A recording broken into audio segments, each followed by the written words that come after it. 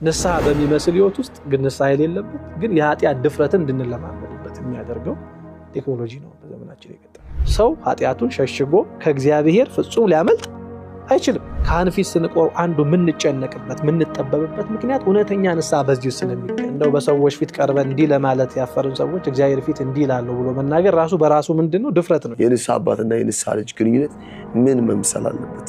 ልጆቻችንን የክርስቶስ ፍቅር በልቦናቸው ምን እስኪያደርግ እስኪሳል ድረስ መንፈሳዊ ኃላፊነት አለ።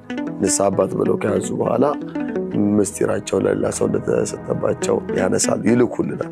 እግዚአብሔርን ወደዋለሁ የምንል አገልጋዮች ሁሉ መውደዳችንን በጎቹ በመጠበቅ ቀኖና ይለሳቸው ሰጣሉ። እኔ ለምን በላል ደግሞ ለሚርበኝ መድኃኒቱን ሌላ ሰው ውጦልህ እኔ ድናለሁ እንደማለት በገንዘቤ ንስሐን ማግኘት እያልኩ ነው ያለው። ልጅዎ አባትና እናትን አክብር እስከ ዛሬ ላመስግን የኔ ኃጢአት ለመስራት ስትል የማንን ፍቅር አስብ? የእግዚአብሔርን። አይ የእግዚአብሔርን ፍቅር ስታስብ ያን ጣይ ምን ታደርገዋለህ? ጊዜያዊ ነው ለካ የማያልቅ እግዚአብሔር ፍቅር አለ ትተዋለ። አሁን እኛ ኃጢአት መስራትን ተስማምተንበት በደቦ ምን ሆኖ ያስጨነቀን ያለው ኃጢአቴን ሰው ቢያቀው ነው። አይ የመጀመሪያው መንገድ። ስለዚህ ለሰው ተጠነቀቃለሁ ይያልን ያለ ነው በኃጢአት በመስራት ላይ ሁላችንም ሰዎች ስለተስማማን ነው አንድ። ስለዚህ ሰውን ተጠንቅቀን እንደው እግዚአብሔር ለዚህ እኮ በጣም ሊቁ አውግስጢኖስ ጥሩ ምሳሌ ይሆናል።